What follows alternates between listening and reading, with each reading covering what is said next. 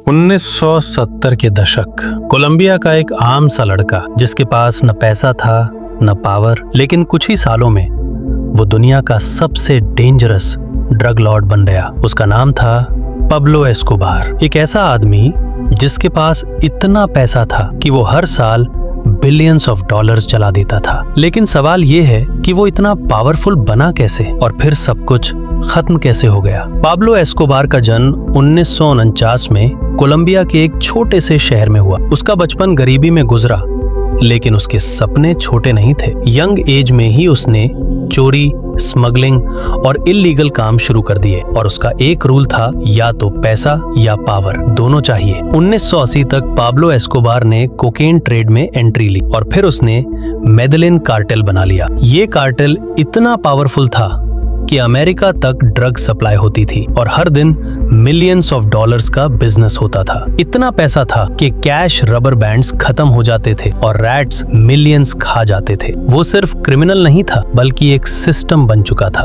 Pablo Escobar अब सिर्फ एक गैंगस्टर नहीं, बल्कि एक किंग बन चुका था। पॉलिटिशियंस को खरीदना, पुलिस को कंट्रोल करना, जजेस को धमकाना, सब कुछ उसके कंट्रोल में था। उसका फेमस रूल था प्लाता ओ प्लोमो, यानी पैसे लो या गोली खाओ। लेकिन अजीब बात यह थी कि वो गरीब लोगों के लिए हीरो भी था। उसने घर बनवाए, पैसा दिया, स्कूल्स बनवाए और इसलिए लोग उसे रॉबिन हुड ऑफ कोलंबिया कहते थे। लेकिन पावर ज्यादा देर तक चुप नहीं सकती। कोलंबियन गवर्नमेंट और अमेरिका दोनों उसके पीछे पड़ गए। बॉम्ब ब्लास्ट्स, मर्डर्स और टेरर अटैक्स ने पूरे कोलंबिया को बैटलफील्ड बना दिया। 1991 में पाब्लो एस्कोबार ने सरेंडर कर दिया।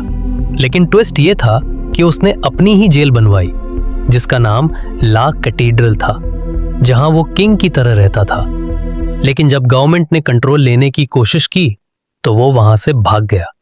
1993 में 2 साल तक भागने के बाद फाइनली कोलंबियन फोर्सेस ने उससे लोकेट कर लिया और एक छोटी सी रूफटॉप पर गोलियां चलती हैं और वहीं पर खत्म हो जाता है पाब्लो एस्कोबार का राज।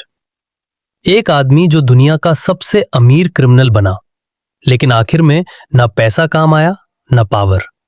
सिर्फ एक चीज रह गई, उसकी कहानी। ये थी कहानी the rise and fall of Pablo Escobar. अगर तुम्हें ऐसी और हिडन स्टोरीज देखनी है तो सब्सक्राइब जरूर करना।